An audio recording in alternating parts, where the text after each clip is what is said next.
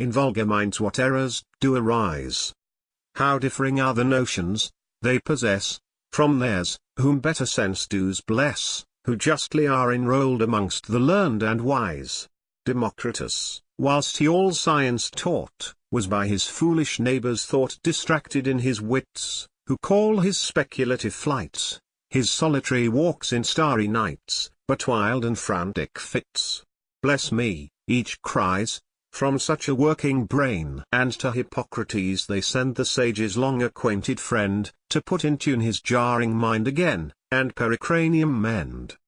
Away the skilful doctor comes of recipes and medicines full, to check the giddy whirl of nature's fires, if so th unruly case requires, on with his cobweb-cleansing brooms to sweep and clear the overcrowded skull, if settled spirits flag, and make the patient dull. But asking what the symptoms were, that made 'em think he was so bad.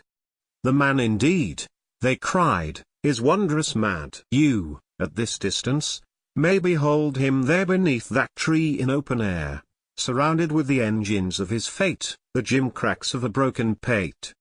Those hoops a sphere he calls, that ball the earth, and when into his raving fit he falls, to would move at once your pity, and your mirth, to hear him, as you will do soon, declaring, there's a kingdom in the moon, and that each star, for aught he knows, may some inhabitants enclose. Philosophers, he says, may there abound, such jugglers as himself be in them found, which if there be, the world may well turn round, at least to those, whose whimsies are so strange, that, whilst they're fixed to one peculiar place, pretend to measure far extended space, and mongst the planets range. Behold him now contemplating that head, from which long since both flesh and brains are fled, questioning, if that empty, hollow bowl did not erewhile contain the human soul, then starts a doubt, if 't were not to the heart that nature rather did that gift impart.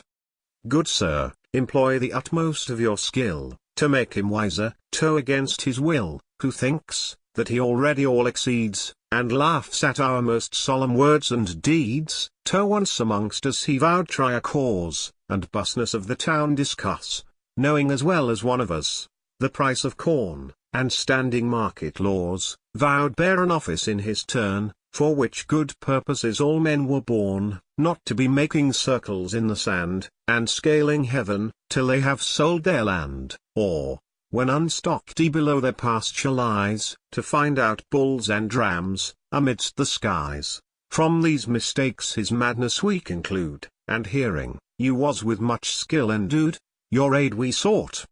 Hippocrates amazed, now on the sage, now on the rabble gazed, and whilst he needless finds his artful rules, pities a man of sense, judged by a crowd of fools.